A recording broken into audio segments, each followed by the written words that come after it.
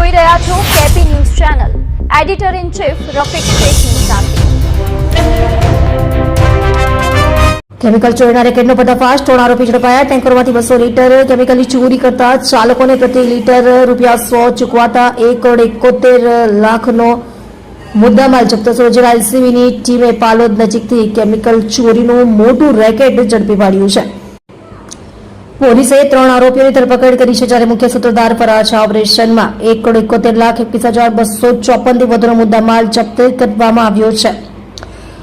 સુરત જિલ્લા LCB PI NG પાંચાણીની આગેવાની હેઠળ હાઈવે પર થતી ચોરીઓ રોકવા માટે અલગ અલગ ટીમો કાર્યરત હતી. આ દરમિયાન એલસીબીના પીએસઆઈ જયલ પટેલ અને તેમની ટીમને ચોક્કસ બાતમી મળી હતી. બાતમી મુજબ પાલોદ ગામની હદમાં નેશનલ હાઈવે 48 નજીક આવેલા અજંતા કોમ્પ્લેક્સ સામે ખુલ્લી જગ્યામાં જગદીશ ખટીક નામનો ઈસમ ટેન્કર ચાલકો સાથે મળીને કેમિકલ ચોરી કરાવી રહ્યો છે. બાતમીના આધારે પોલીસે દરોડો પાડી સ્થળ પરથી 2 ટેન્કરોમાંથી કેમિકલ ચોરી કરતા 3 આરોપીઓને રંગે હાથ ઝડપી પાડ્યા હતા. કેમિકલ ચોરીની મોડસ ઓપરેન્ડી. પકડાયેલા આરોપીઓની પૂછપરછમાં ચોરીની મોડસ ઓપરેન્ડી સામે આવી છે. ટેન્કર ચાલકો અજીરાની કેમિકલ કંપનીમાંથી કિંમતી કેમિકલ ભરીને દહેજ જવા નીકળતા હતા.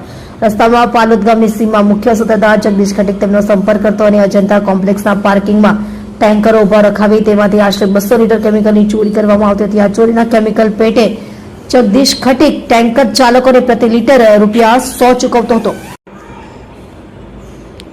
પોલીસે રેડ દરમિયાન જગદીશ ખટીકનો પુત્ર અજય અને બંને ટેન્કર ચાલકો ઝડપાઈ ગયા હતા. આ કેસમાં પકડાયેલા આરોપીઓ અજય જગદીશ ખટીક, ઉંમર વર્ષ 19, રહે જેપી રો હાઉસ, પાલોદ, તાલુકો માંગણો, જિલ્લો સુરત. સલમાન નિઝામ અહેમદ ખાન, ટેન્કર ચાલક, ઉંમર વર્ષ 24, રહે હાલ અંકલેશ્વર, જિલ્લો ભરૂચ, મૂળ રહે અમેઠી, યુપી. મુફીઝ સત્તાર ખાન, ટેન્કર ચાલક, ઉંમર વર્ષ 27, રહે અમેઠી, યુપી. આ ગુનાનો મુખ્ય સૂત્રધાર જગદીશ બુરાલાલ ખટીક, રહે પાલોદ, તાલુકો માંગણો, જિલ્લો સુરત, વોન્ટેડ છે. નોંધનીય છે કે જગદીશ વિરુદ્ધ અગાઉ 5 જેટલા ગુનાઓ નોંધાઈ ચૂક્યા છે. તમે જોઈ રહ્યા છો કેપી ન્યૂઝ ચેનલ રફીક શેખની સાથે.